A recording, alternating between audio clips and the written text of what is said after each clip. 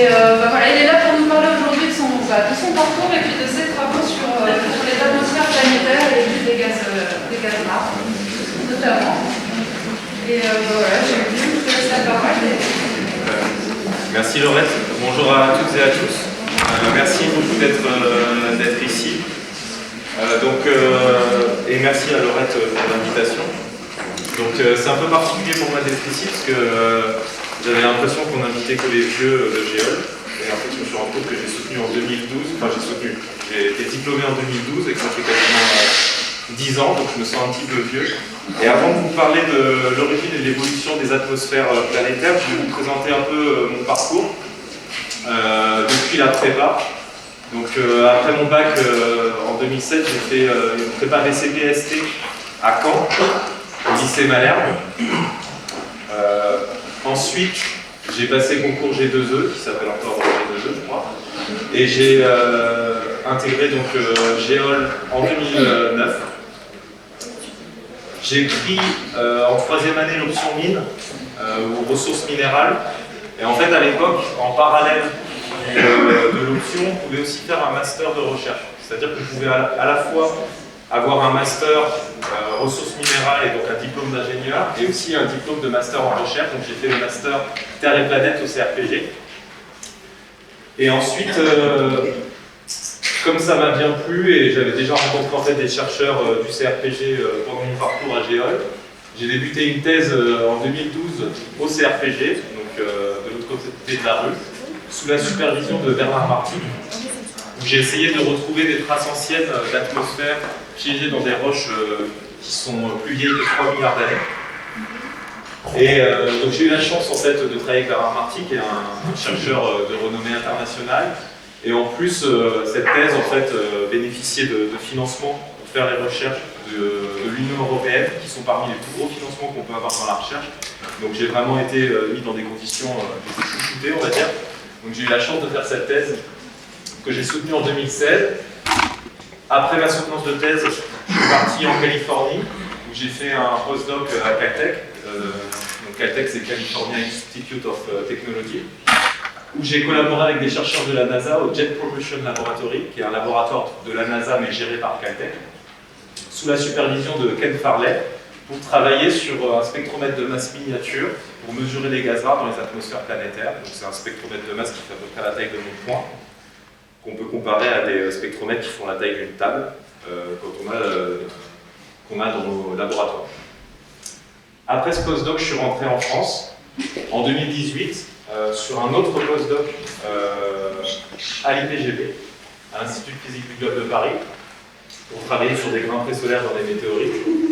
Et pendant ce postdoc, en fait, j'ai postulé au CNRS pour devenir chargé de recherche et j'ai obtenu le concours en 2020. Ça fait 1 an que je suis chargé de recherche au CNRS et je suis basé à l'Institut de physique du globe de Paris, qui est en fait un laboratoire qui fait aussi partie de l'Université de Paris.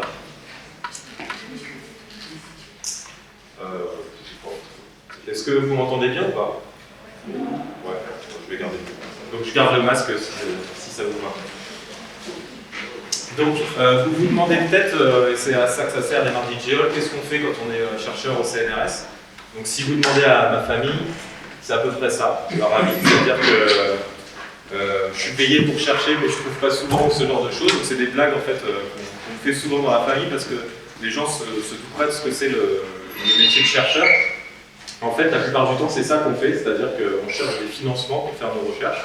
Donc vous êtes probablement conscient qu'en France, le budget de la recherche n'a pas augmenté depuis 20 ans par rapport au PIB. Donc c'est compliqué de faire nos recherches, mais en trouvant des financements, on arrive à faire des choses assez intéressantes que je vais essayer de vous présenter aujourd'hui. Mais tout d'abord, plus sérieusement, qu'est-ce qu'on fait quand on est chercheur au CNRS? J'ai ici représenté globalement, donc je me suis posé pour voir un peu ce que je faisais sur une semaine ou sur un mois. Donc quand on est chercheur, on fait des expériences de laboratoire, en tout cas pour moi. Donc je travaille dans un laboratoire avec des instruments pour mesurer la composition élémentaire et isotopique des gaz contenus dans des échantillons. Donc faire des expériences de laboratoire, ça veut dire s'assurer que le laboratoire est en état de fonctionnement, préparer des échantillons, développer des expériences, puisque c'est nous qui construisons nos expériences, faire des mesures. Ici j'ai représenté pour une mesure le temps de travail que ça représente, ou en tout cas le temps de mesure, même si la plupart des mesures sont automatisées. On doit par exemple passer 10 standards pour s'assurer que la machine marche bien, 5 fois l'échantillon, 5 fois des différentes vérifications. Ça représente à peu près 140 heures de mesure en laboratoire pour avoir une mesure sur un échantillon géologique. Et bien sûr, on interprète les résultats. Ce qu'on fait aussi, c'est qu'on partage ces découvertes, soit en rédigeant des articles scientifiques dans des revues à comité de lecture, c'est-à-dire qu'on soumet des articles et les chercheurs de notre domaine évaluent ces articles et éventuellement valident la découverte et acceptent la publication. On participe à des colloques ou conférences scientifiques où on discute entre collègues, on crée des réseaux, des réseaux collaboratifs et on développe des nouveaux projets de recherche. On fait aussi de la vulgarisation scientifique. On fait des communiqués de presse quand on fait des grandes découvertes, entre guillemets, et les journalistes nous contactent pour expliquer ce qu'on a fait. On recherche des financements pour financer ces expériences de laboratoire, notamment. Donc pour ça, il faut suivre les différents appels à projets, rédiger des projets pour demander des financements, faire des évaluations et éventuellement passer des entretiens oraux pour obtenir ces financements.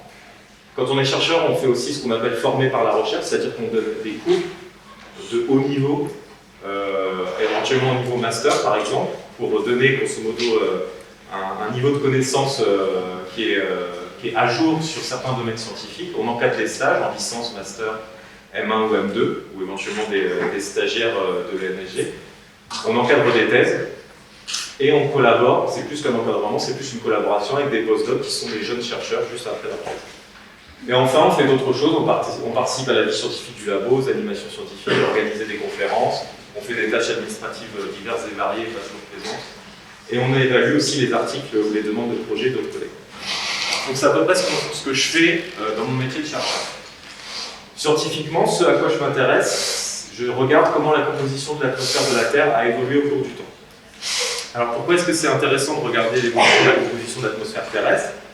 Eh bien, si vous regardez l'atmosphère, qui est finalement en termes de masse un réservoir négligeable de notre planète, cette atmosphère, en fait, sa composition élémentaire, donc les abondances relatives des différents éléments et la composition isotopique, donc les abondances relatives des différents isotopes de ces éléments, ces compositions ont varié sous l'influence de paramètres internes et externes au corps planétaire. Donc par exemple, pour les paramètres internes, la géodynamo, le champ magnétique, va éventuellement protéger l'atmosphère de fuite atmosphérique.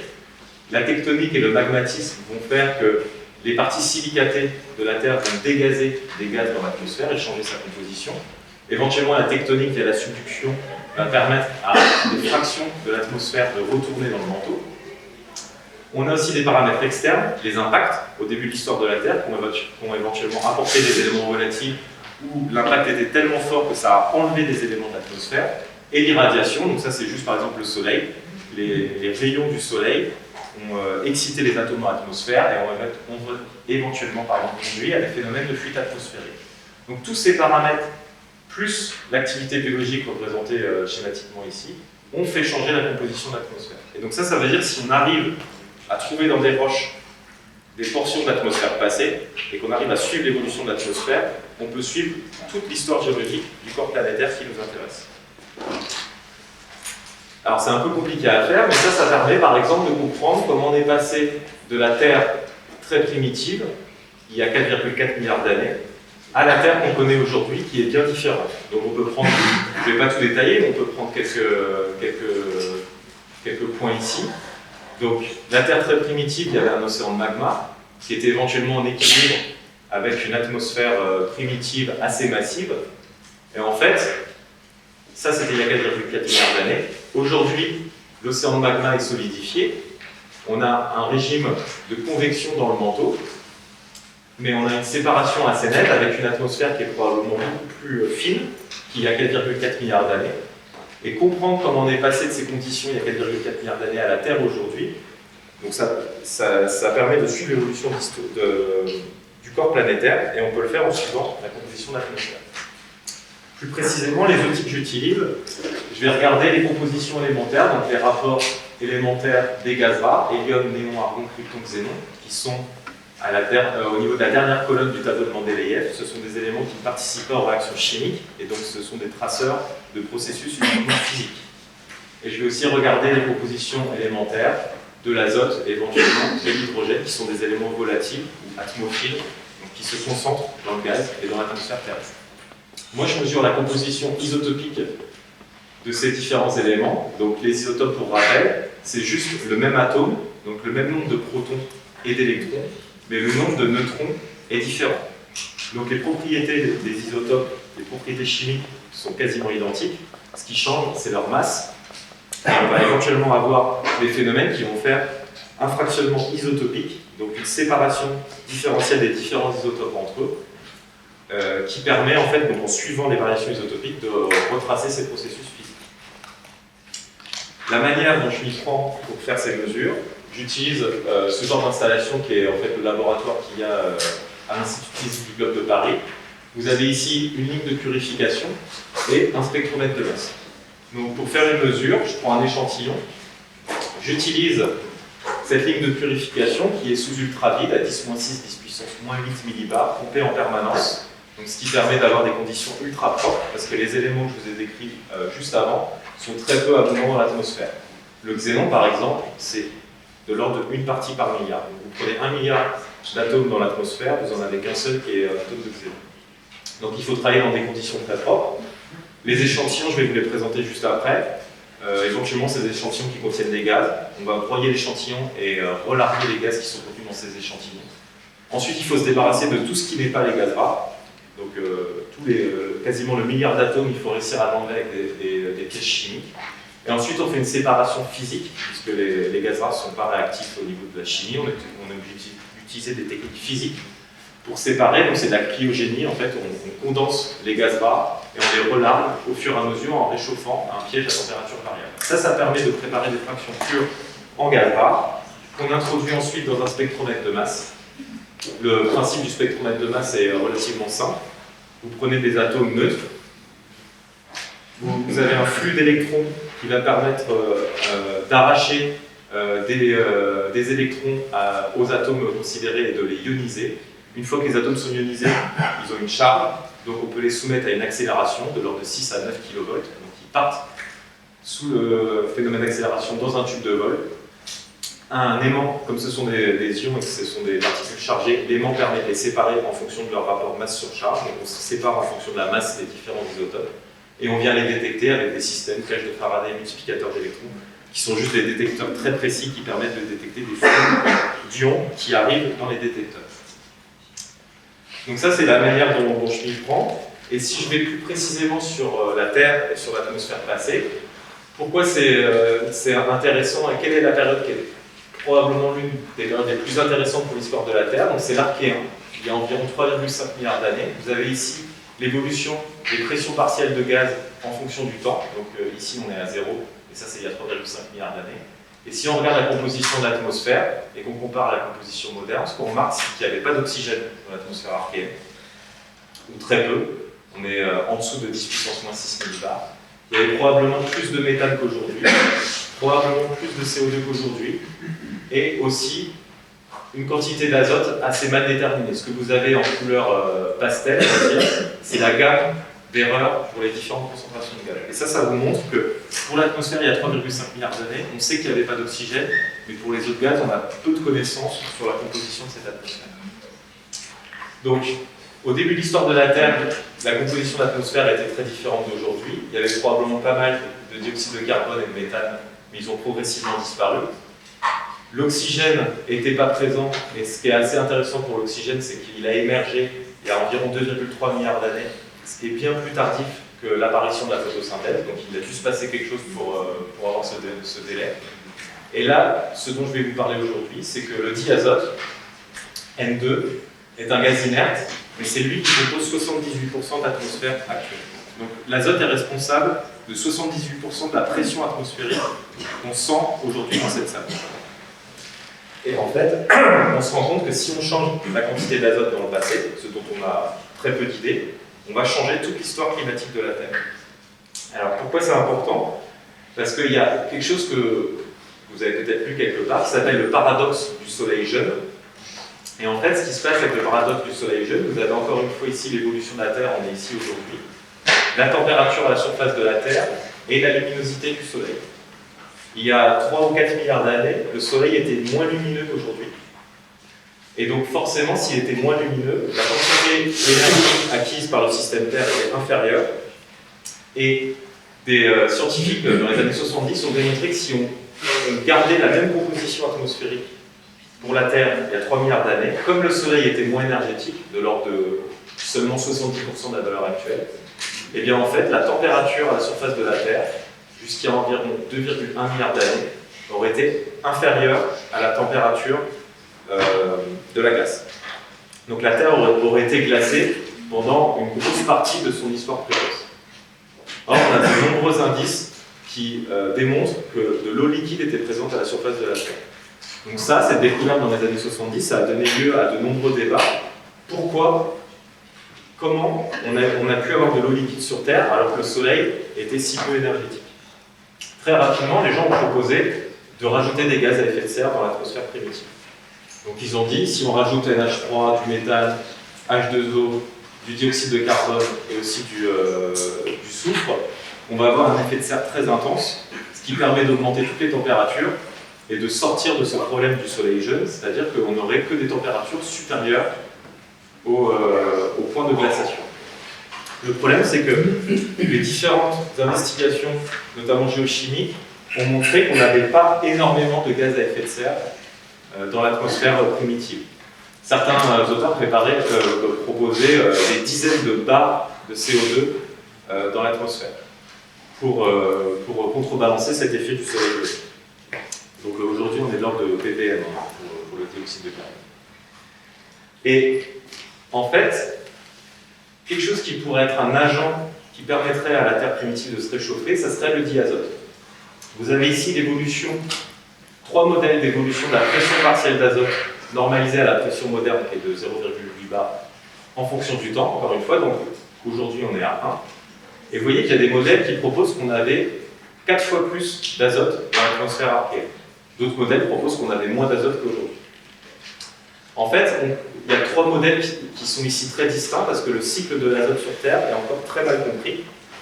Le cycle de l'azote, c'est quoi? C'est le fait d'avoir du diazote dans l'atmosphère, que l'activité biologique et la création de sédiments permettent éventuellement d'avoir des sédiments qui sont riches en azote, qui sont ensuite dans des roches crustales qui vont éventuellement entrer en subduction, sauf qu'une partie de cet azote serait restocké dans la croûte continentale ou éventuellement redégazé dans l'atmosphère. Ça, c'est un cycle très simplifié de l'azote.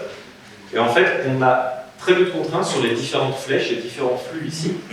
C'est pourquoi on a des modèles qui sont très distincts pour l'évolution du cycle de l'azote. Et en fait, en 2009, des auteurs ont proposé que si on augmentait la quantité d'azote dans l'atmosphère pour la Terre primitive, donc ce genre de modèle, 4 fois plus d'azote, eh bien, l'azote permet en fait d'augmenter la gamme d'absorption des rayons infrarouges des autres gaz à effet de serre. Donc si le CO2, qui est le gaz à effet de serre que vous connaissez probablement le plus, il va absorber les rayons infrarouges et donc créer un effet de serre pour une certaine gamme de rayonnement du Soleil, le fait de multiplier par 4 la quantité d'azote, ça va augmenter la bande d'absorption de ce CO2. Et donc ça veut dire que le CO2 va être encore plus efficace comme agent effet de serre. Donc les gens disaient que l'azote, ok, il y en a 4 fois plus, c'est un gaz inerte, mais il contribue à augmenter le réchauffement de la planète. Et si on multiplie par 4, donc on parle d'environ 4 bars d'azote, on a un réchauffement global de 4 degrés qui permet quasiment de sortir du paradoxe du Soleil.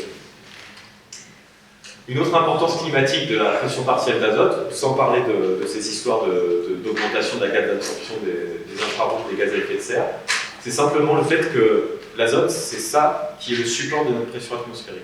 Donc ça change toute la dynamique de circulation des gaz dans l'atmosphère, de formation des nuages, des précipitations. Et donc vous avez ici 2 exemples de l'effet de juste varier la pression atmosphérique dans une atmosphère planétaire. Vous voyez, si on est à 1 bar, on est environ à 284 Kelvin de température. Si on multiplie par 10, on monte à 295. On gagne 10 degrés juste en augmentant la quantité d'un gaz qui est pourtant inerte. De la même manière, le fait de changer la pression partielle de gaz et d'augmenter la pression atmosphérique permet de réduire la différence de température entre l'équateur et les pôles. Et c'est cette différence de température qui dicte en partie le climat qu'on a aujourd'hui à la surface de la Terre.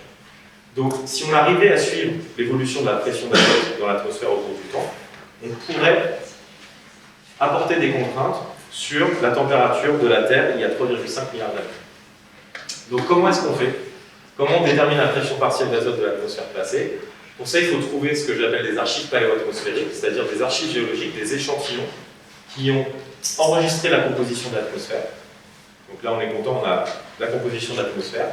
Mais il faut aussi trouver des archives pour lesquelles on peut dater l'âge de cette atmosphère. Sinon, c'est pas très intéressant. Si on trouve une paléoatmosphère, mais qu'elle a été piégée il y a 2 millions d'années, on ne répond pas à notre question sur la Terre archéenne il y a 3,5 milliards d'années.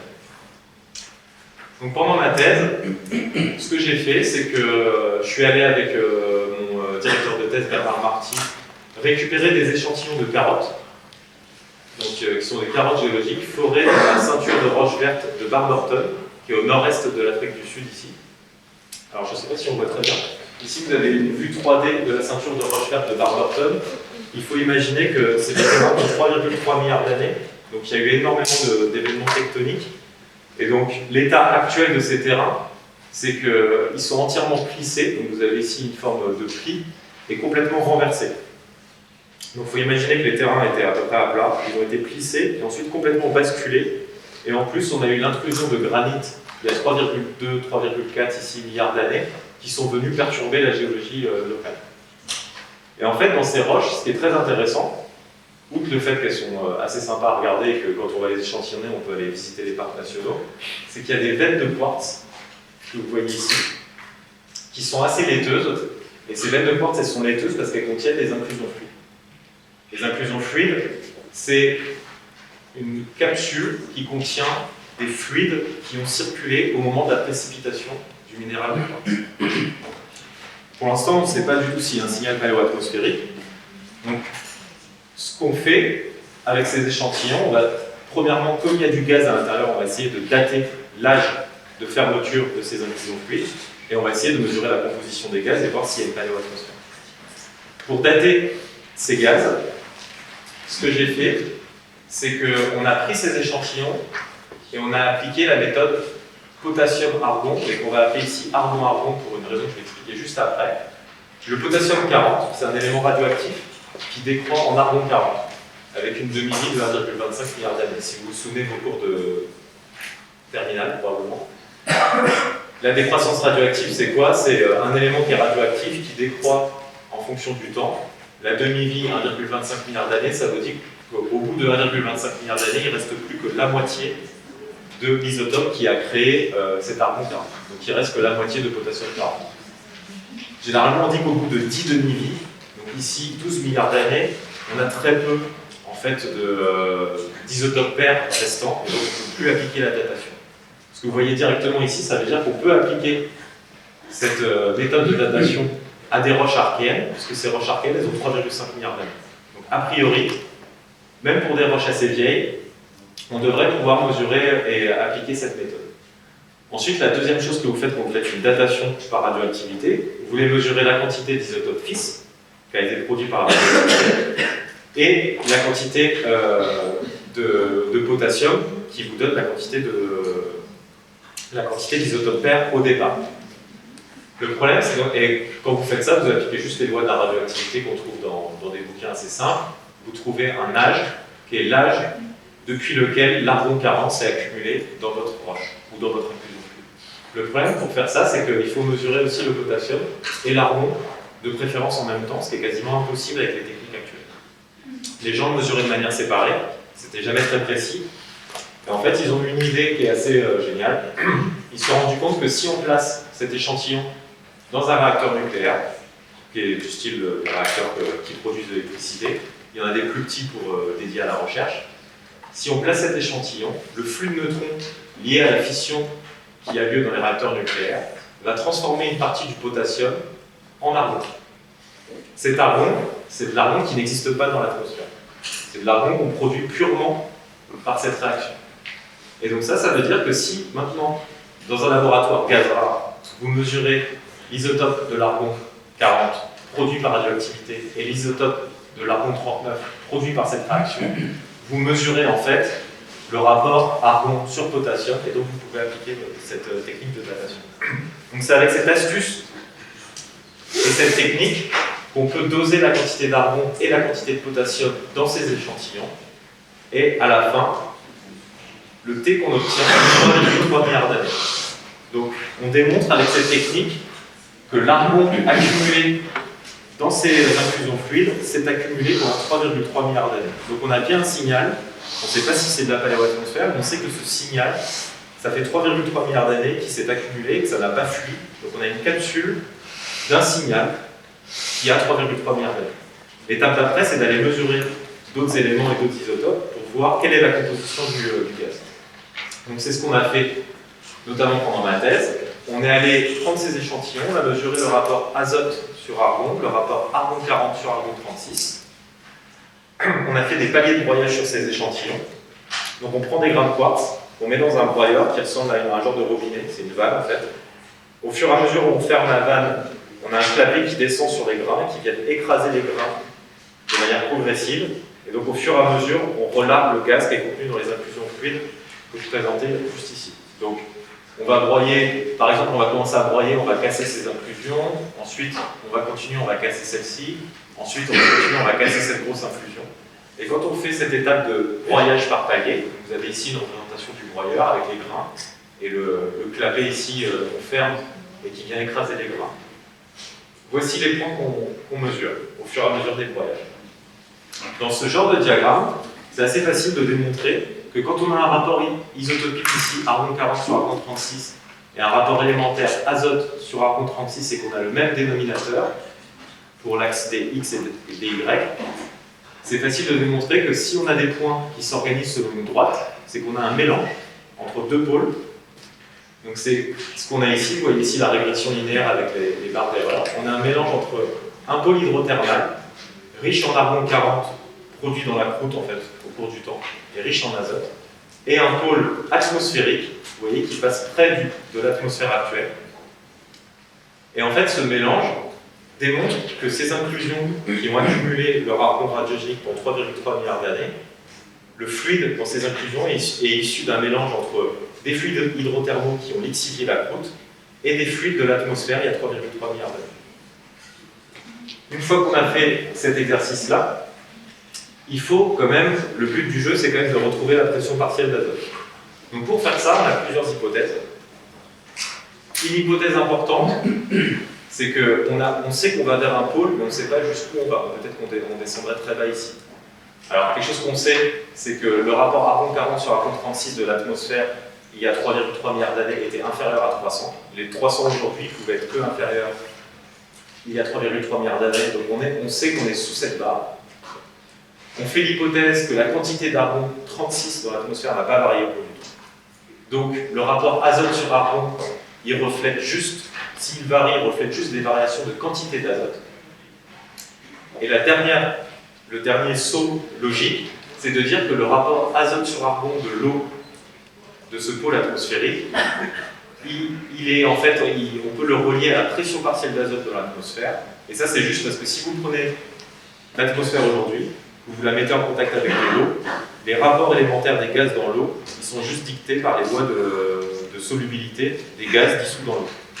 Donc c'est juste la loi de Henry qui vous dit que les proportions de gaz dans une eau en contact avec l'atmosphère sont proportionnelles aux pressions partielles de gaz dans l'atmosphère. Une fois que vous avez fait ça, vous vous rendez compte qu'en fait, le rapport azote sur argon de l'atmosphère il y a 3,3 milliards d'années, il était probablement représenté ici par ce triangle, et donc que la pression partielle de l'atmosphère n'était pas 2 à 3 fois supérieure à l'actuelle, et était même probablement plus basse que l'atmosphère actuelle. Donc si je récapitule, sur ces échantillons, on a fait une datation, on a estimé que le gaz était accumulé pendant 3,3 milliards d'années, le gaz radiogénique, donc on a bien un signal qui a 3,3 milliards d'années, on a un mélange entre deux fluides, un fluide hydrothermal et un fluide atmosphérique, et le fluide atmosphérique nous donne le rapport azote sur argon et donc la pression partielle d'azote de l'atmosphère il y a 3,3 milliards d'années. Si maintenant on reprend le diagramme que je vous avais présenté juste avant, donc l'évolution de la pression partielle en fonction du temps, avec les différents modèles, on utilise l'âge avec la méthode Argon-Arco qui nous donne un âge à 3,3 milliards d'années, ça nous donne une donnée ici en X. En Y, c'est ce que je viens de vous présenter avec le mélange et le petit triangle vert qui vous dit qu'on était inférieur à l'actuel. Et vous obtenez cette donnée qui est représentée par le carré noir qui vous dit qu'il y a 3,3 milliards d'années, la pression partielle de l'atmosphère était similaire ou inférieure à la pression partielle de l'atmosphère moderne. Et une étude similaire avait été faite en 2013, donc 5 ans avant l'étude que j'ai menée ici en 2018, et arrivée à des conclusions similaires avec des échantillons d'un autre contexte géologique. Donc, apparemment, avoir plus d'azote dans l'atmosphère passée pour réchauffer la Terre, ça ne marche pas. On n'avait pas 4 fois plus d'azote dans l'atmosphère passée, mais on avait probablement des quantités similaires à l'actuelle. Ce à quoi je m'attache maintenant, en ce moment, c'est d'aller regarder des périodes plus récentes dans l'histoire géologique et de voir si on n'a pas des périodes où on aurait eu soit une remontée de la pression partielle, soit peut-être plus d'azote, et d'aller explorer les conditions atmosphériques et climatiques de la Terre un peu plus jeune, puisqu'on est ici il y a seulement 1,5 milliard d'années. Donc voilà, ça c'était pour la première partie de mes activités de recherche. Si vous voulez, je saute directement à la deuxième partie, sauf si vous avez des questions sur cette première partie. Des questions urgentes. Ou si vous voulez des précisions. Non? Donc la deuxième partie de mes activités de recherche, elle s'attache en fait à caractériser les atmosphères du système solaire. Donc plus seulement regarder l'atmosphère de la Terre, mais regarder l'atmosphère de Mars et l'atmosphère de Vénus. Si vous prenez les compositions atmosphériques des 3 planètes, on va dire les 3 planètes terrestres les plus importantes du système solaire en termes de masse, vous vous rendez compte que, mis à part le CO2, qui est très faible sur Terre et très important sur Vénus et sur Mars, les compositions élémentaires des atmosphères sont relativement similaires. En fait, ce qui se passe, c'est que sur Terre, on a piégé le dioxyde de carbone sous forme de carbonate. Si on remet tout le CO2 piégé par les carbonates dans l'atmosphère de la Terre, on obtiendrait ce genre de composition avec plusieurs barres, voire dizaines de barres de CO2 dans l'atmosphère de la Terre. Pour les autres quantités, par exemple, prenez l'azote sur Vénus et l'azote sur Mars, vous vous rendez compte qu'on a à peu près 3%. Donc les 3 planètes, Vénus, la Terre et Mars du système solaire, ont eu des histoires géologiques complètement différentes. On a la démonstration ici sur Terre avec l'apparition de la vie, la tectonique des plaques, etc. Donc les 3 planètes ont eu des histoires complètement différentes et pourtant l'atmosphère, elle semble relativement similaire. Donc l'idée c'est d'aller regarder plus dans le détail les atmosphères de ces planètes, notamment les compositions de gaz rares, pour essayer de mieux comprendre comment les 3 planètes du système solaire, ces 3 planètes-là, ont eu une histoire évolutive différente depuis la formation du système solaire. Pour Mars, ce qui est assez génial, c'est qu'on a 2 moyens de comprendre la composition de l'atmosphère. L'émission, donc ici vous avez un selfie de Curiosity, qui embarquait une expérience qui était assez incroyable. C'était un spectromètre de masse, une chromatographie. C'était un système de pompe qui tenait dans une boîte à chaussures. Donc c'est comme si vous prenez l'instrument que moi j'ai à l'IPGP, que vous le faites tenir dans une boîte à chaussures, et qui a mesuré directement la composition de l'atmosphère de Mars. Et on a aussi quelque chose qui est assez génial, c'est qu'on a des météorites martiennes qui tombent sur Terre, qui sont en fait, quand vous avez un impact sur Mars, une fraction de la croûte martienne est éjectée dans l'espace et finit par retomber sur Terre. Au moment de l'impact sur Mars, ce qu'on a dans ces météorites, on a des veines d'impact. Donc on a une partie de la roche en fusion qui a voyagé dans l'atmosphère de Mars et qui, au moment de sa cristallisation, très rapidement, c'est pour ça qu'on a des verres d'impact, a piégé des gaz de l'atmosphère de Mars. On s'est d'ailleurs rendu compte qu'en fait, ces météorites, donc ici vous avez Tissine, une météorite assez récente, mais ici vous avez EETA 79001, qui est une météorite qu'on connaît depuis longtemps. On s'est rendu compte que ces météorites viennent de Mars, parce qu'en mesurant la composition élémentaire des gaz rares et d'autres éléments, vous avez ici la quantité en fait, de gaz dans ces météorites, et qu'on a comparé aux vieilles missions Viking des années 70 qui avaient fait la même chose et mesuré directement la quantité de gaz dans l'atmosphère de Mars, on avait une correspondance parfaite. Donc ça a été la démonstration que ces météorites, en effet, elles viennent de Mars.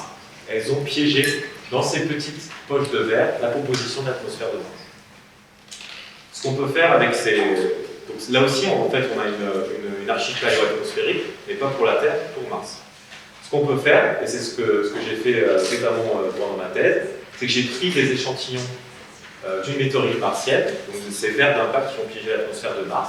J'ai fait un chauffage par palier, et je me suis rendu compte qu'on avait ici une ligne, une droite de mélange, entre la composition isotopique de l'azote et le rapport argon sur azote. Ça marche exactement de la même manière que pour l'argon tout à l'heure.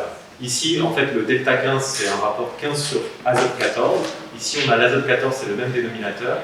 On a une droite, donc ça veut dire qu'on a un mélange entre deux composantes. Une contamination de l'atmosphère de la Terre, parce que ces météorites tombent sur Terre, elles sont contaminées par l'atmosphère terrestre. Et la composition de l'atmosphère de Mars. De cette manière, on peut faire quelque chose qui est assez étonnant, c'est que ces mesures, même quand on extrapole la barre d'erreur, on se rend compte que pour la composition isotopique de l'azote, par exemple, on est plus précis que la mission Viking des années 70, ce qui est assez heureux parce que ça commence à dater, mais aussi on est plus précis que Curiosity qui a mesuré la composition de l'azote directement dans l'atmosphère de Mars dans les années 2010. Et alors pourquoi la quantité d'azote 15, donc le delta 15N, ça nous reflète la quantité d'azote 15 en fait. Pourquoi l'azote 15 est enrichi dans l'atmosphère de Mars? Eh bien, c'est ce qui est représenté ici. Donc, normalement, c'est une vidéo qui est un peu animée. Ce qui se passe en fait sur Mars, c'est que Mars n'est pas protégé par un champ magnétique. Donc, le rayonnement solaire et les ions qui sont éjectés par le Soleil, ils vont directement entrer en collision avec les atomes dans l'atmosphère de Mars, et donc ils vont éjecter ces atomes. L'azote 14 est plus léger que l'azote 15, donc l'azote 14 a tendance à être éjecté préférentiellement. L'azote 15 reste, donc le rapport 15 sur 14 augmente dans l'atmosphère de Mars, et donc cette valeur élevée du delta 15N, ça reflète en fait un enrichissement progressif de l'atmosphère de Mars, parce qu'on a eu ce phénomène de fuite atmosphérique.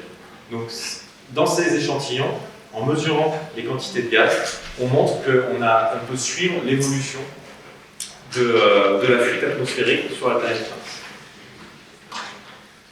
Un dernier point, ici, avant de vous parler de futures investigations spatiales, c'est sur Vénus. Donc vous avez ici, alors c'est un peu pour vous provoquer, mais c'est une vraie image de la Terre, de la Terre, vue du ciel, avec la Lune ici qui est mise à l'échelle. Et ici c'est aussi une image, une observation directe de la planète Vénus. Ce qui marque les esprits directement, c'est que ça ne se ressemble pas, a priori. Ce qui devrait aussi peut-être vous marquer, c'est qu'elles font à peu près la même taille. Si vous prenez les modèles de formation planétaire, la Terre et Vénus se sont formées de manière similaire. Elles se sont formées quasiment au même endroit du système solaire, et pourtant, on a des conditions climatiques invivables sur Vénus, on a de l'eau liquide et des conditions plutôt clémentes sur la Terre. On ne comprend toujours pas pourquoi Vénus a évolué de manière si différente. Chaque année, il y a des nouveaux modèles, des modèles qui proposent, par exemple, cette année, il y a un modèle qui propose que Vénus a été habitable pendant l'Archéenne. C'est-à-dire qu'il y a 3,3 milliards d'années, donc moi je regarde ça avec les roches archéennes pour la Terre, il y a 3,3 milliards d'années, Vénus aurait été habitable et aurait présenté des conditions clémentes. Et ensuite, il y aurait eu un phénomène d'effet de serre amplifié qui aurait rendu la planète invivable. Le problème pour Vénus, c'est que c'est resté longtemps le parent pauvre de l'exploration du système solaire. Pour plein de raisons. Pour le fait que Mars était présenté comme une planète sur laquelle il y a eu de l'eau liquide qui a coulé. Donc forcément, pour l'apparition de la vie, ça motive pas mal de gens pour des raisons de compétition internationale, etc. Si vous prenez l'historique des missions du Jet Propulsion Laboratory ici, donc c'est pas toutes les missions spatiales, mais c'est une bonne référence. Vous voyez les différents corps dans le système solaire. On se rend compte pour Mars qu'on a eu des missions en fait pendant toute l'histoire du JPL avec une grosse concentration de missions dans les années 2000 et encore aujourd'hui, avec Persévérance. Si vous prenez Vénus, c'est assez simple, vous en avez 4. Et en fait, elles se sont arrêtées dans les années probablement 80-90. Donc ça, cette époque, c'est fini. Mais il y a eu une époque de dizaines pour l'exploration de Vénus qui empêchait de comprendre pourquoi Vénus a évolué de manière si différente par rapport à la Terre. Et en fait, ces nouvelles missions, elles ont notamment été motivées par des découvertes relativement récentes. Les quelques sondes qui étaient en orbite de Vénus ont fait des mesures assez étonnantes. Il y a Sue Reka qui dirige une mission spatiale pour Vénus, qui en 2010, avec des mesures infrarouges, a montré qu'il y avait des anomalies thermiques sur Vénus. Donc, c'est très dur à démontrer parce qu'il faut déjà passer à travers la couche atmosphérique. Donc, il faut trouver les bonnes gammes de longueur d'onde pour pouvoir voir à travers l'atmosphère. Et ensuite, ici, on est dans des gammes où en fait les températures à la surface de Vénus sont peu clémentes. Donc, c'est très compliqué de faire ce genre de mesures. Mais ils ont montré qu'il y avait une petite anomalie, probablement thermique, qui montrerait qu'il y aurait peut-être eu un volcanisme récent sur Vénus. Donc l'idée que Vénus serait un monde un peu apocalyptique, en tout cas un enfer, et en plus un enfer mort, où il ne se passerait rien. Donc la planète serait juste invivable et il n'y aurait aucune activité géologique. Depuis 2010, on suppose que c'est probablement pas le cas. Il y a peut-être un volcanisme assez récent sur Vénus, donc la planète serait géologiquement active.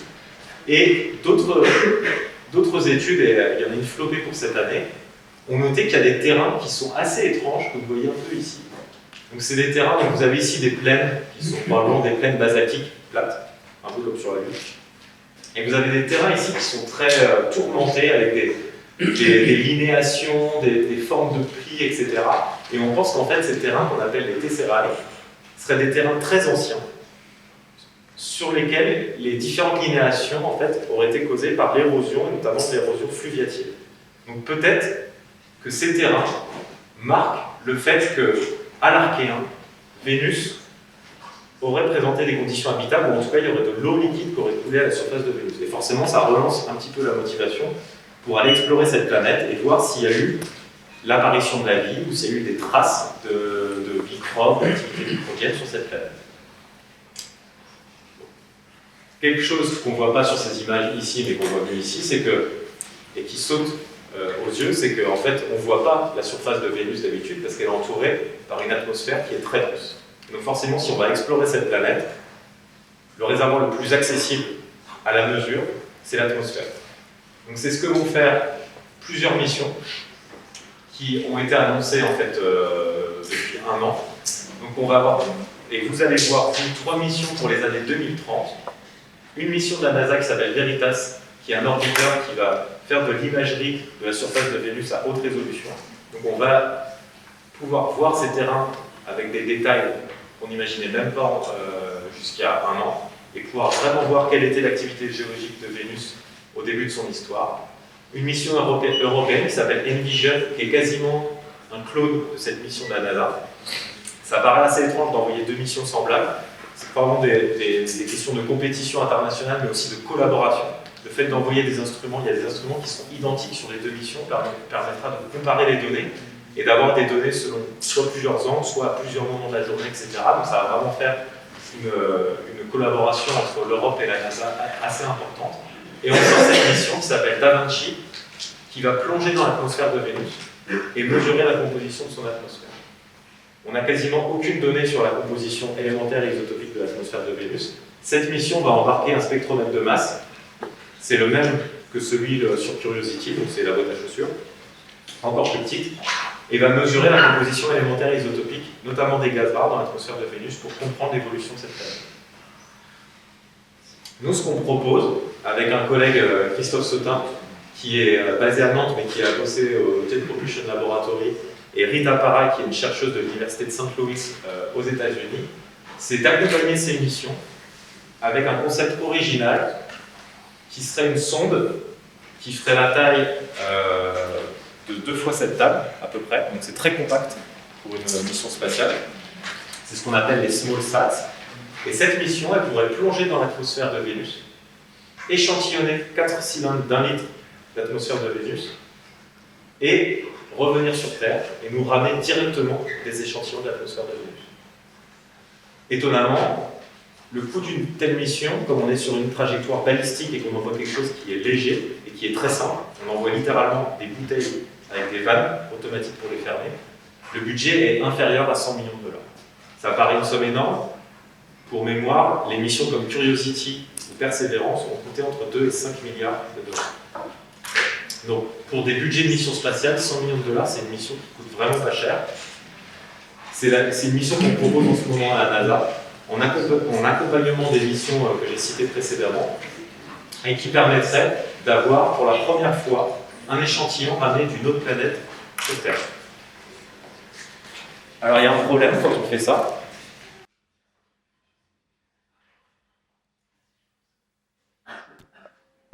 Okay, East model is coming in 10, 9, 8, 7, 6, 5.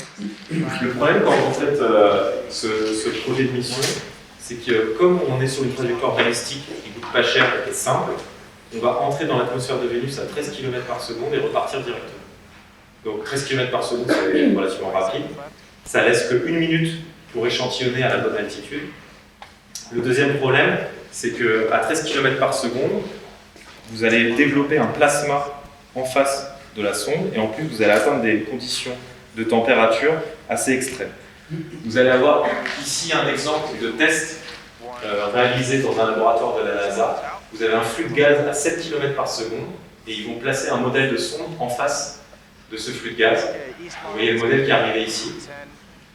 Ce que vous voyez ici, enfin, juste au niveau de la sortie du gaz, c'est un plasma qui est développé, qui monte à plusieurs milliers de Kelvin. Et tous les petits points que vous voyez, c'est en fait la couche de protection de la sonde qui est arrachée au fur et à mesure.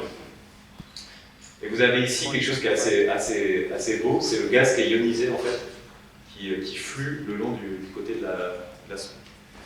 Ça c'est à 7 km par seconde. À 13 km par seconde, on est 2 fois plus rapide, donc ça déploie une énergie assez considérable. Et donc ça veut dire que notre super projet de mission,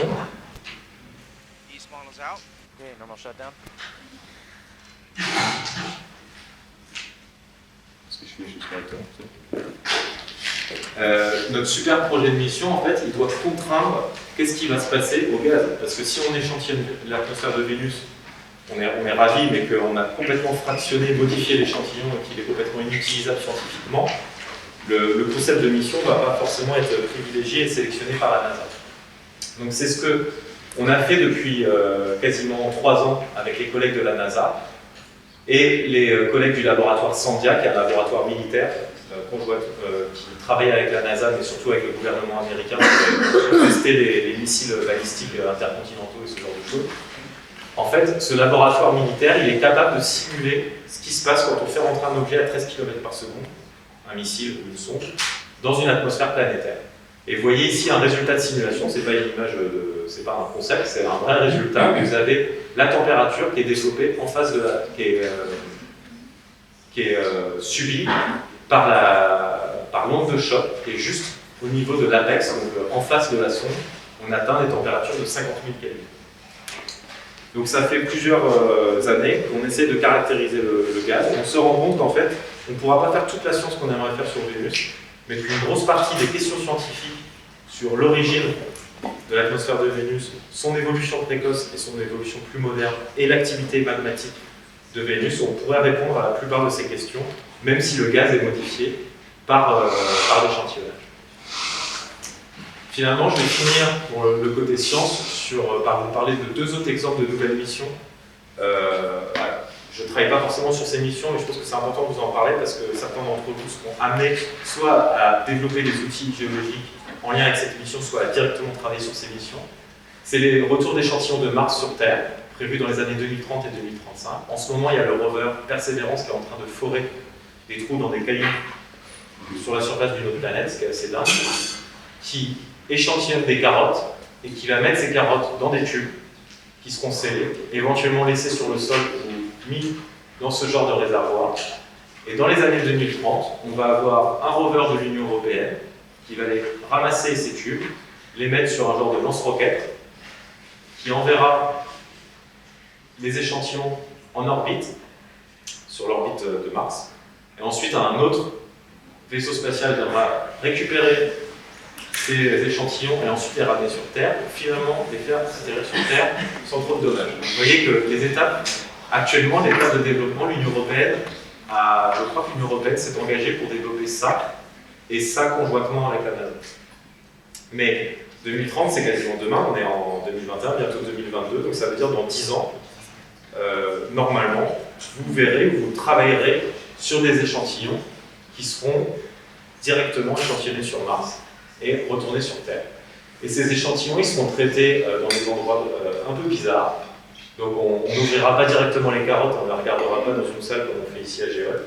C'est probablement dans ce genre de système qu'on appelle une curation des échantillons, qui est en fait tout un système de champs très complexe. Donc ici c'est à la JAXA, c'est à l'agence spatiale japonaise pour les échantillons d'Hayabusa, et notamment d'Hayabusa 1 et 2.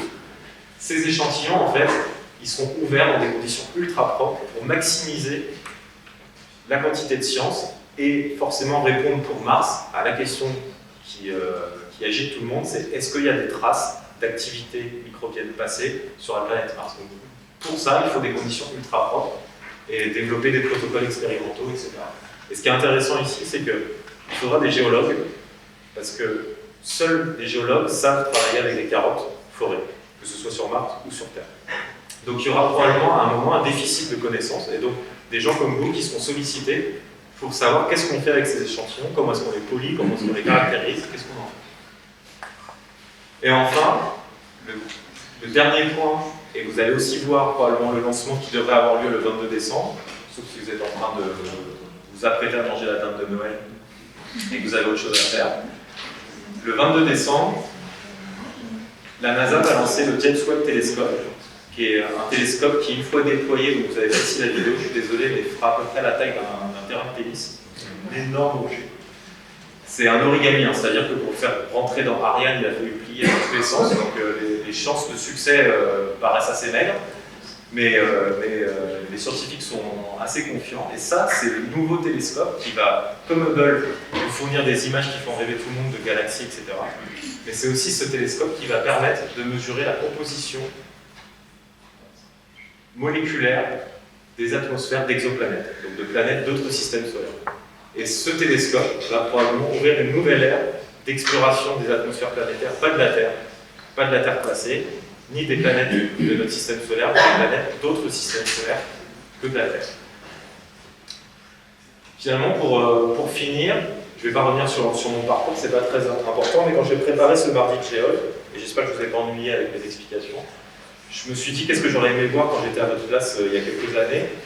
Et je pense que j'aurais aimé qu'on me présente qu'est-ce qui avait été utile dans mon parcours, quels sont les points de mon parcours qui ont été utiles et que j'utilise au quotidien, que j'ai utilisé au cours de mon parcours. Donc j'ai essayé de le faire, c'est un peu brouillon, mais j'ai réfléchi à ce que m'avait apporté la prépa. Et quelque chose qui est évident, c'est des connaissances fondamentales sur de nombreux sujets.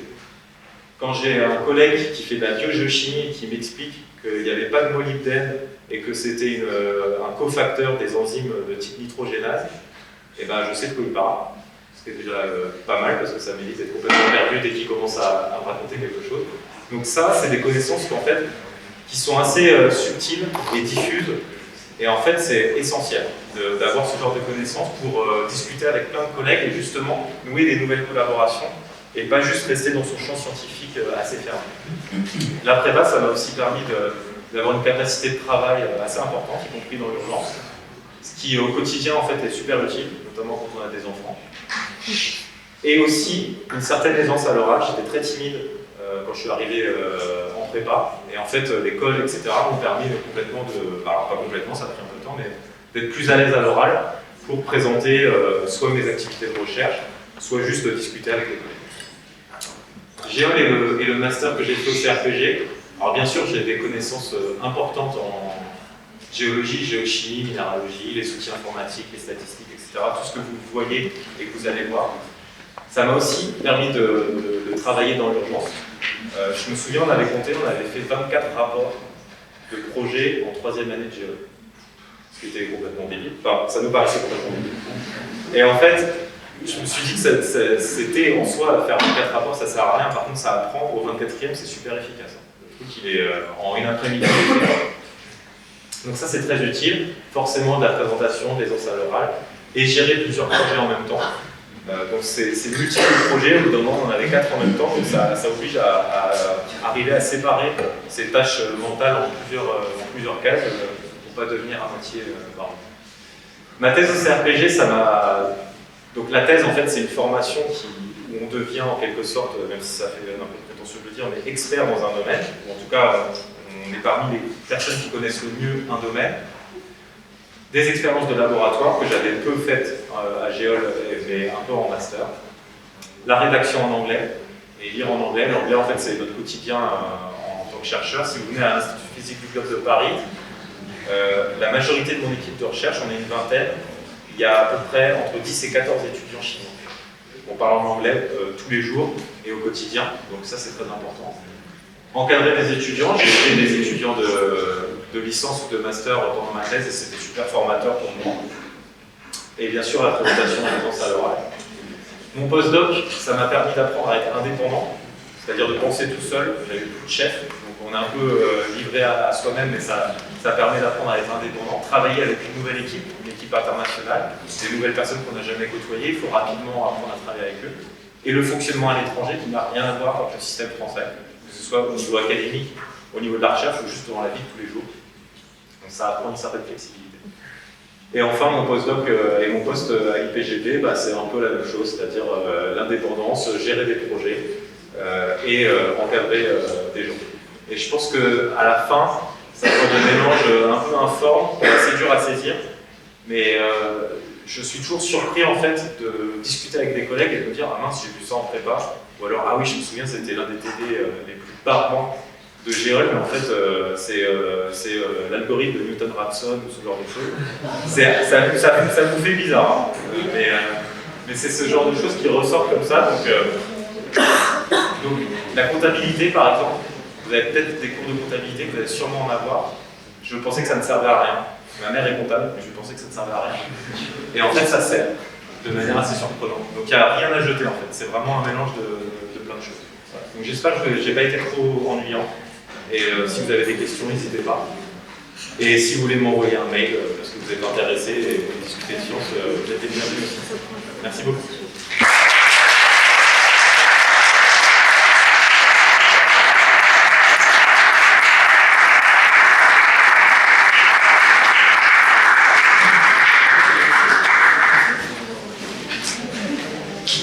Vous avez des questions sur son parcours, sur sa recherche?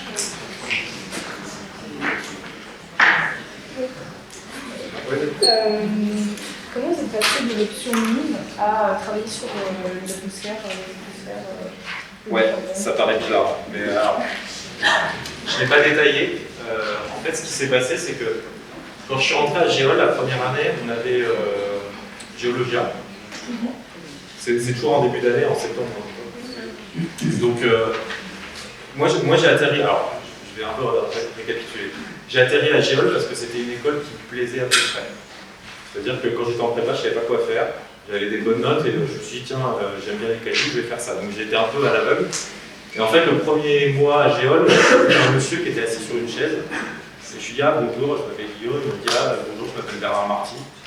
Je lui dis, vous faites quoi? Donc il était peut-être un peu surpris que je ne le connaisse pas. Et en fait, il m'explique, ah je travaille, je suis chercheur, et je fais ça, etc. Et je dis, ah mais c'est super intéressant. Et donc, en première année, à la fin de première année, j'ai passé un mois au CRPG en stage, parce qu'il m'a dit ah, bah, si tu es vraiment intéressé, tu peux faire un stage, etc. Et ça m'a beaucoup plu. Et je me suis dit, tiens, c'est un truc qui m'a vraiment intéressé, que je pense que j'ai envie de faire. Donc, surtout parce qu'on était très bien accueillis au CRPG, comme toujours. Donc, finalement, je me suis dit, tiens, je vais peut-être faire ça. Et après, j'avais un peu du mal à connecter avec Géol. Et je me suis rendu compte qu'on pouvait prendre l'option mine, mais qu'on pouvait aussi faire le master Terre et Planète. Et comme j'avais déjà des contacts avec les gens au CRPG, j'ai fait ça.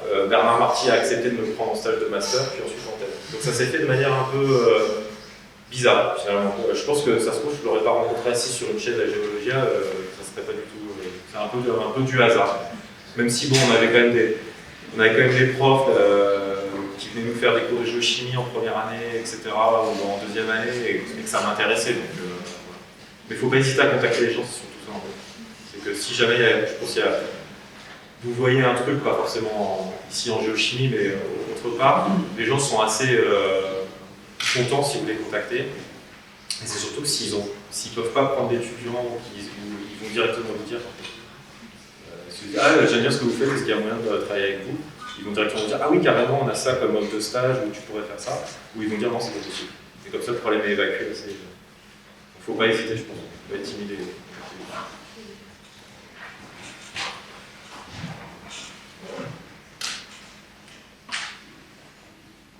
Ouais. pourquoi les fuites atmosphériques sont caractéristiques de l'histoire d'une planète? Alors, c'est un sujet compliqué.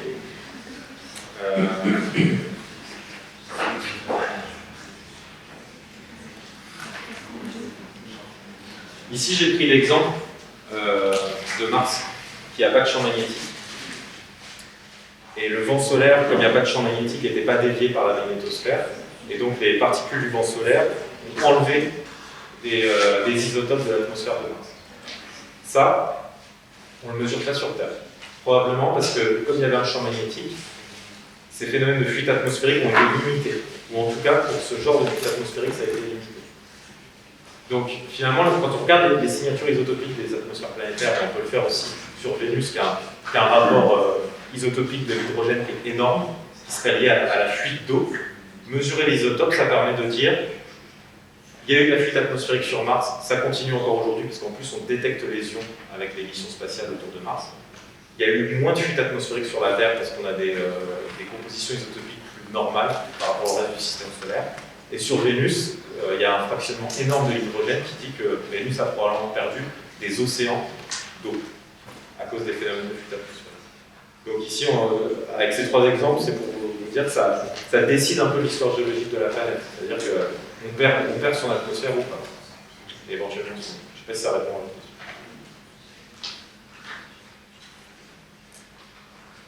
Ouais. Que pouvez-vous faire en plus avec si la question suivante, les échantillons sont bien ramenés? Que pouvez-vous faire en plus des échantillons que vous pouvez avoir avec les données simplement? Alors, j'en discutais avec Laurette ce matin. C'est un peu ce qui est compliqué, en fait. Si vous envoyez l'instrument qui est prévu, qui va partir dans les années 2030, vous allez probablement faire des découvertes scientifiques parce qu'on ne sait rien sur Vénus. Sur la composition isotopique des gaz rares, c'est très très limité. Donc, les mesures vont forcément apporter des réponses. Le problème, c'est que vu l'instrument qui est envoyé, ça va probablement amener le niveau de connaissance sur Vénus à peu près au niveau de connaissance sur Mars qu'on avait dans les années 70-80, avec les premières mesures qui ont été faites. Dans les années 70-80, on savait des choses sur Mars, mais c'était pas tout à fait clair quelle était l'origine des éléments volatiles sur Mars. Quand a eu lieu la fuite atmosphérique? Est-ce qu'il y a vraiment eu de l'eau liquide ou pas? C'était très débattu, on va dire. Il y avait Donc ça, c'est ce qu'on va faire avec une mission d'ICTU. Avec un retour d'échantillon, on a le problème d'échantillonnage, qui peut en partie être réglé ou compris, ou en tout cas modélisé. Mais le fait qu'on va avoir 4 litres, ce qui est des quantités énormes, parce que moi je mesure pour donner une idée, le xénon, je mesure quelques dizaines de milliers d'atomes. Donc avec 4 litres, je peux faire des mesures pour plusieurs siècles. Donc on aura tellement d'échantillons, et il y aura un tel élan de la communauté pour développer des techniques de plus en plus précises, comprendre ce qui s'est passé à l'échantillonnage, puisque ce sera quand même un échantillon d'une autre planète, qu'on va probablement amener les connaissances sur Vénus au niveau de celles qu'on a sur Mars. On n'atteindra pas le niveau de connaissances qu'on a sur la Terre, parce qu'on a juste à mesurer l'atmosphère aujourd'hui, on mesure les roches du manteau, on fait toute la géodynamique de la Terre. Mais on arrivera probablement avec des échantillons comme ça à avoir Mars et Vénus sur le même plan, et donc faire de la planétologie comparée avec des outils comparables et des données comparables. Ouais. Par exemple, pour cette mission, qu'est-ce qui va financer tout ce qui va être le développement de la sonde Alors, donc, cette mission à 100 millions de dollars, c'est à partir du moment où la mission est financée et jusqu'au jour où elle est lancée. Y compris le développement, les tests, etc., tout ce qu'il peut y avoir autour. Ce qui n'est pas financé, et c'est ce qui est assez malin, c'est ça. C'est-à-dire qu'une fois qu'on aura les échantillons qui vont revenir sur Terre, construire toute la plateforme et faire toutes les mesures sur ces échantillons, ça va coûter des centaines de millions de dollars. Mais ce n'est pas notre problème, dans le sens où si on dit à une agence spatiale européenne ou à la NASA ou au CNES ici en France, on vous ramène des échantillons de Vénus, l'argent il sera là. C'est des échantillons tellement exceptionnels que la question se pose. Donc ici 100 millions de dollars, donc 100 dollars parce que c'est une mission qu'on propose à la NASA. Donc c'est la NASA qui paierait cette mission. et ce qui représente sur leur budget absolument rien. Et sur leur budget de mission, absolument rien aussi. C'est-à-dire que la NASA, ils ont lancé Perseverance il y a 2 ans, donc ça leur coûte entre 2 et 5 milliards, et ils vont lancer le James Webb Télescope, qui, aux dernières nouvelles, a coûté 15 milliards. Donc 100 millions, ça représente pas mal. C'est ce qu'on essaye en fait de jouer avec les décideurs à la NASA, c'est de leur dire ok, c'est risqué, on va faire plein de trucs bizarres avec l'échantillon, mais on a un échantillon exceptionnel et en plus ça coûte rien. Pour l'instant ça marche à peu près, mais on est encore loin d'avoir gagné et d'avoir une mission financée. Ouais. Comment vous en êtes arrivé à aller en Afrique du Sud dans un endroit qui avait un peu quand même les échantillons Ouais, j'ai pas décrit, c'est une bonne question. Alors en fait, j'ai pas de carte de la Terre. Est-ce qu'il y a une carte de la Terre ici? C'est pas comme si on était dans une école de géologie. Alors, on le voit pas très bien ici. En fait, si vous prenez un planisphère et vous regardez l'âge des roches, il y a très peu d'endroits sur Terre où il y a des roches qui ont plus de 3,3 milliards d'années.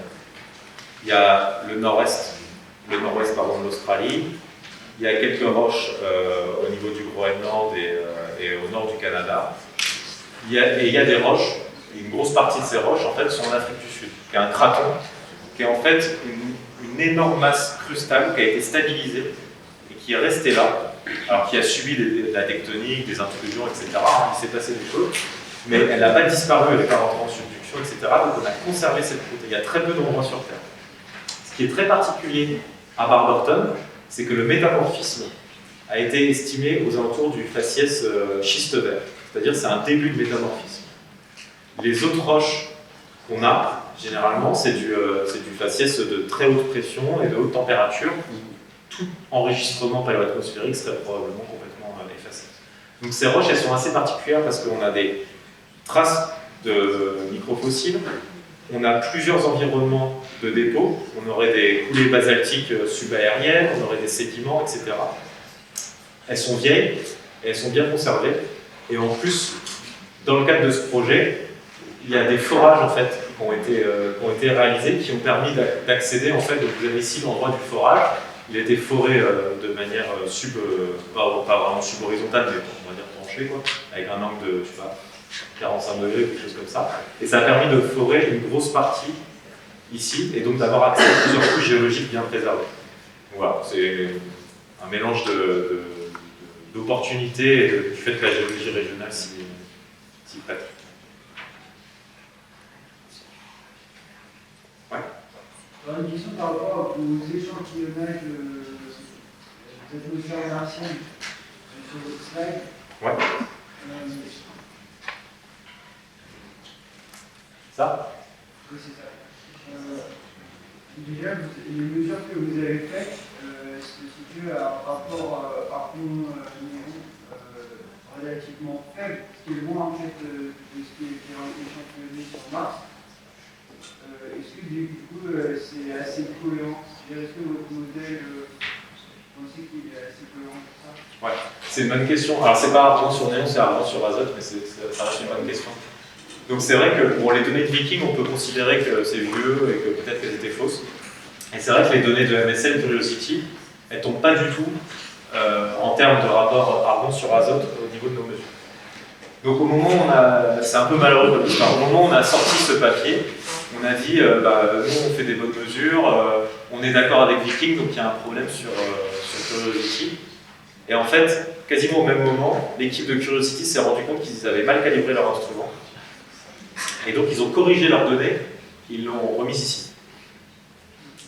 Donc en fait, c'est eux qui se sont trompés entre guillemets, mais leurs mesures sont bonnes, c'est juste qu'en fait quand ils ont corrigé avec le... Donc il faut savoir que quand il y a une mission qui part, il y a un instrument sur Curiosity et il y avait exactement le même instrument dans un centre de la NASA.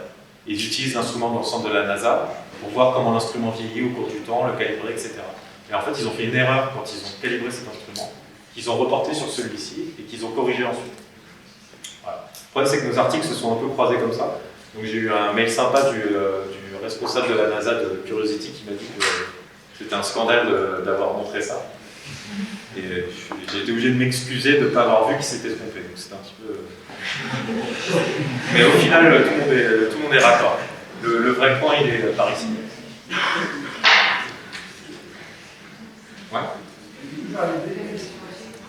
Quand vous faites vos mesures, vu que l'atmosphère de Mars a évolué en fait dans le temps, comment vous faites pour avoir des échantillons qui vont être cohérents, par exemple, d'une telle période sur Mars, vous savez que l'atmosphère sera à peu près la même? Ouais. Alors c'est déjà compliqué de dater des échantillons d'atmosphère sur la Terre. Vous avez fait la version simplifiée, mais ça prend du temps et c'est compliqué à faire. En fait, ici, c'est pas vraiment l'atmosphère aujourd'hui de Mars. T-Synth, elle a probablement voyagé plusieurs millions d'années dans le système solaire avant de tomber sur Terre. Donc, c'est probablement l'atmosphère de Mars d'il y a quelques dizaines de millions d'années. Alors, quelques millions d'années ou quelques dizaines de millions d'années. On ne sait pas exactement. Ce qu'on sait, c'est que les gens ont daté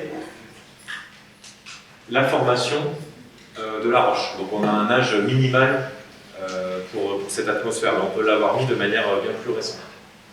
Donc c'est compliqué. A priori pour T-Synth, c'est une atmosphère plutôt actuelle. Des gens sont en train de découvrir des atmosphères primitives de Mars dans des météorites martiennes.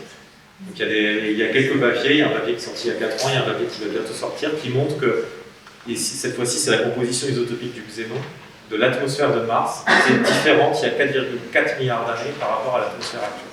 Mais c'est très compliqué d'attribuer un âge pour les paléoatmosphères sur Mars.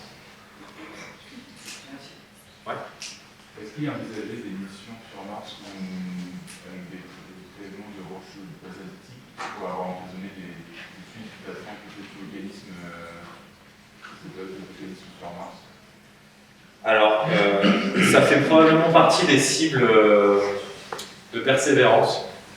Alors, j'ai eu la chance de savoir un peu comment la mission se développait parce que Ken Farley, qui était mon responsable de postdoc, c'est aussi lui le chef scientifique de cette mission-là. Donc même si moi je ne bossais pas sur la mission, j'ai vu à quel point c'était compliqué de construire une mission comme ça. Et le choix des échantillons, c'est un cauchemar. Parce que chaque partie scientifique de la mission a son propre intérêt.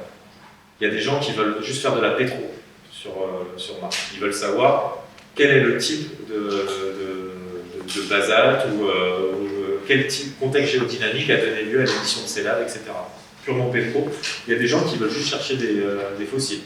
Ils s'en foutent du type de roche. Il y a des personnes qui veulent aller regarder les sédiments. Des personnes qui veulent aller regarder les sables pour savoir comment les sédiments sont transportés. Donc c'est très très compliqué d'arriver. Et il y a aussi le contexte de terrain, c'est-à-dire qu'ils ont quand même un robot qui est sur la planète et qui à un moment décide de fournir. Plus les contraintes en termes d'organisation.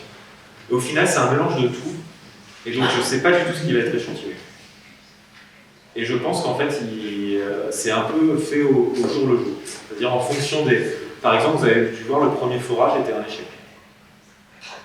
Forcément, les gens se sont demandé, est-ce qu'on ne va pas essayer des roches plus dures ou plus tendres pour garantir l'échantillonnage? Il y a toujours en fait cette discussion qui est en permanence. Là, la roche qui a été prise, elle va être auscultée le plus possible pour éviter de reprendre le même caillou et d'avoir deux échantillons quasiment identiques. Ou alors il y a des scientifiques qui vont dire si, il nous faut des échantillons identiques parce qu'ils ne sont pas prélevés au même endroit et donc on va comparer, etc. Donc c'est très très compliqué. Donc j'ai aucune idée de ce qui va être prélevé. Je pense que personne ne sait à la fin quels seront les échantillons. Il y a des cibles prioritaires, mais c'est assez fou.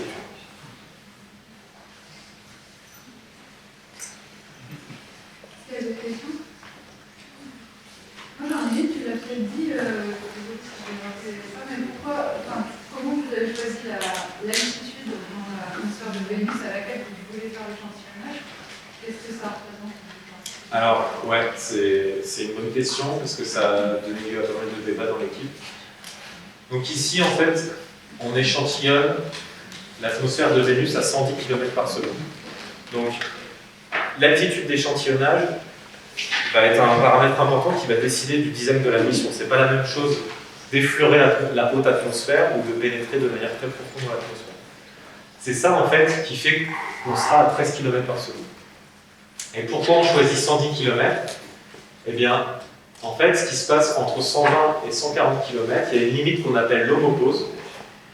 C'est la limite à partir de laquelle les gaz commencent à être séparés en fonction de leur masse. Donc il faut imaginer une colonne atmosphérique. Au niveau du sol et jusque très haut dans l'atmosphère, vous avez suffisamment d'agitation brownienne, d'agitation thermique, pour que tous les gaz soient bien mélangés. Et au fur et à mesure, vous êtes de moins en moins dense, il y a de moins en moins d'agitation moléculaire, et donc les gaz les plus lourds vont rester en bas, et les gaz les plus légers vont être en haut. Si vous échantillonnez au-dessus de cette limite où ça commence à se séparer, ce qui va se passer, c'est que vous allez avoir un échantillon qui non seulement est modifié par fractionnement, la haute vitesse, etc., mais en plus, il n'est pas représentatif de toute l'atmosphère. Si on prend l'exemple des gaz rares, sur Terre, si vous mesurez sous l'homopause, là où tout est bien mélangé, vous avez la même composition des gaz rares partout sur Terre. À part quelques points locaux un petit peu bizarres, la composition est la même parce que toute l'atmosphère est bien mélangée. Donc c'est pour ça qu'on est en dessous de 100. Et l'avantage, c'est qu'on est au-dessus de 80, qui est la couche d'acide sulfurique, qui n'est pas très bien pour les sondes. Un autre avantage, c'est aussi que la température est relativement clémente. Donc, là-dessus, il n'y a pas trop d'inquiétude sur la température de l'échantillon. Ouais. Est-ce que cette mission peut faire les tests sur la Terre, par exemple, avec l'atmosphère terrestre, ou avec quoi alors? Non, je pense que cette mission, le concept est tellement attirant, mais les problèmes liés à l'échantillonnage sont tellement importants que si jamais cette mission était financée, on aurait les simulations numériques qui continueraient, qui coûtent extrêmement cher, c'est de l'ordre de plusieurs millions de dollars pour faire des simulations comme ça. Ce qu'ils appellent les sounding rockets, qui est en fait des fusées de la NASA développées avec le département de la Défense, qui sont en fait des missiles. C'est un petit peu des missiles, mais on peut aussi mettre des charges expérimentales qui seraient utilisées pour essayer de reproduire ce genre de phénomène. Et des expériences analogiques de laboratoire où vous changez juste, en fait, vous gardez les mêmes échelles de pression, par exemple, relatives, mais vous changez la pression totale, ce genre de choses, qui permet, moi, dans mon laboratoire, de faire une expérience d'échantillonnage à haute vitesse ou ce genre de choses. Et je pense que tout ça serait mis en place pour caractériser au mieux ce qui se passe au niveau du gaz quand on échantillonne. Et je vous dis ça parce que quand on a discuté avec les collègues qui font les simulations numériques, on s'est rendu compte qu'en fait, c'est des experts de simulation numérique de fluide. C'est quelque chose d'assez incroyable. Mais en fait, ils nous ont expliqué que si on arrivait à faire des expériences avec des fusées dans l'atmosphère, eux, ça les aiderait beaucoup à contraindre leur modèle. Donc on n'aurait pas en fait que des connaissances sur Vénus, mais on aurait des connaissances, alors probablement appliquées aussi à la défense, mais aussi des connaissances pour n'importe quelle exploration de l'atmosphère d'une planète. Donc à mon avis, il y aura un élan assez général pour comprendre ce qu'on appelle l'échantillonnage à haute vitesse.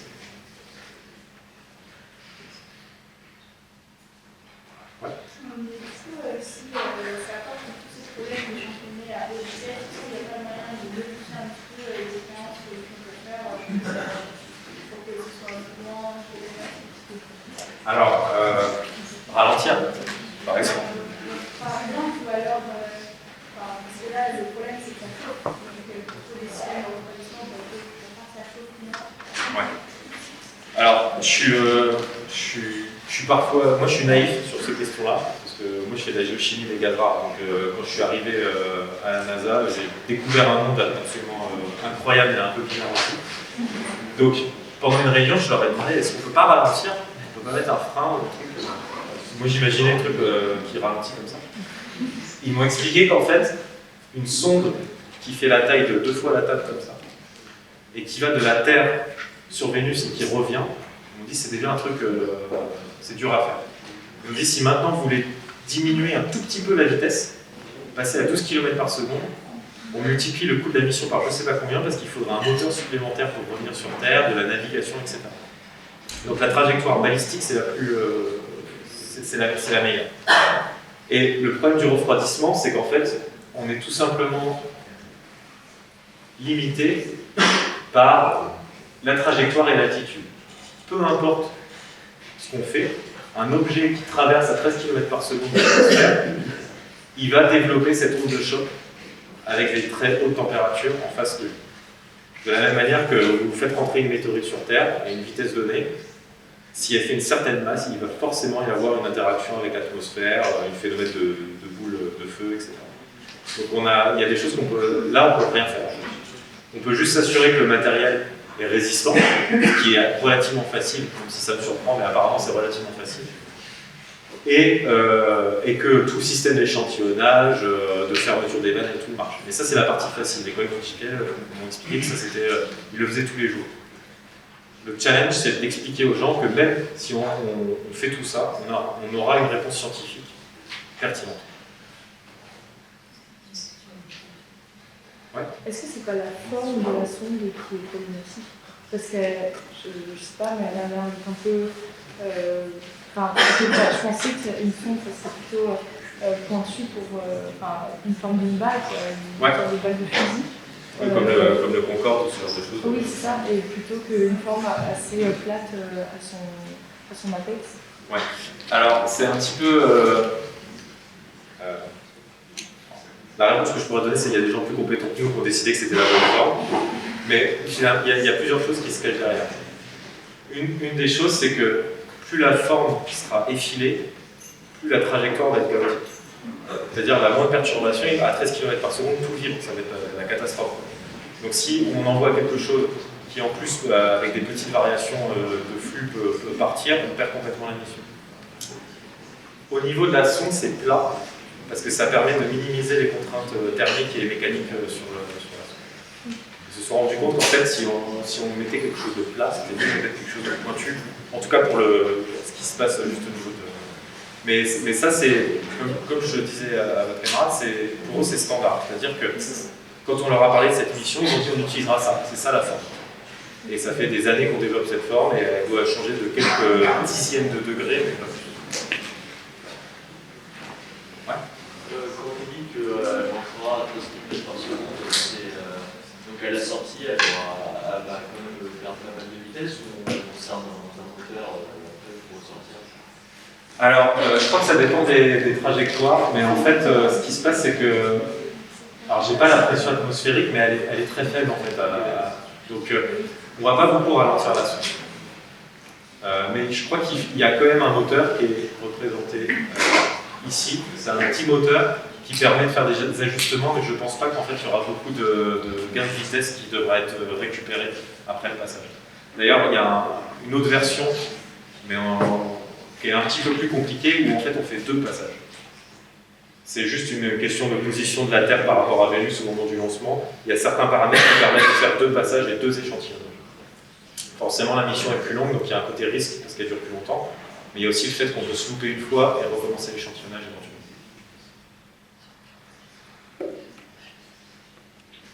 Ouais. En fait, sur les découlés, pour à peu près envoyer la sonde depuis la Terre, ça sert qui a fait une sorte de rotation autour de Vénus pour repartir directement ou, Non, c'est plus compliqué que ça en fait. Je me souviens plus de la forme de l'orbite, mais je crois que ça part de la Terre, ça tourne une fois autour de Vénus, et c'est qu'au 2e passage qu'on peut faire un échantillonnage.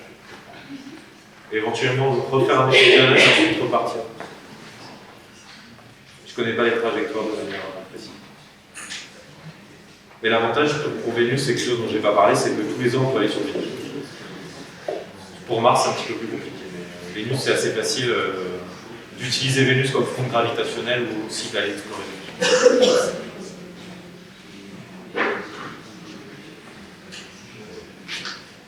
Ouais. Est-ce que vous êtes les seuls à avoir ce projet ou est-ce que vous êtes en concurrence avec d'autres laboratoires qui ont la même idée? Parce que pour l'instant, vous avez parlé de budget et d'objectifs, mais ce n'est pas acté enfin. Oui, alors, on était concurrent du concept d'Avinci. Alors en fait, on a été collaborateurs, puis concurrents, puis collaborateurs, puis concurrents. Ça fait, sur 4 ou 5 ans, en fait, soit on se mettait ensemble pour ce concept de mission, soit en fait on faisait chacun de notre côté, parce que nous on avait des avantages qu'eux n'avaient pas. Cette mission, une fois qu'elle a été sélectionnée, on n'est plus tout seul en fait à proposer ça. Parce qu'il n'y a pas beaucoup de programmes qui permettent de développer des sondes, enfin, c'est un peu bizarre, mais des sondes. Il n'y a pas beaucoup de programmes à 100 millions de dollars pour faire des missions vers d'autres planètes. Donc on rentre dans un cadre de la NASA et peut-être dans un cadre de l'Agence spatiale européenne. Mais c'est assez rare et donc il n'y a pas beaucoup de groupes en fait, qui proposent ce genre de métier. Enfin, pas encore. Ok, merci à tous pour votre participation et puis merci à Guillaume pour... Merci à vous.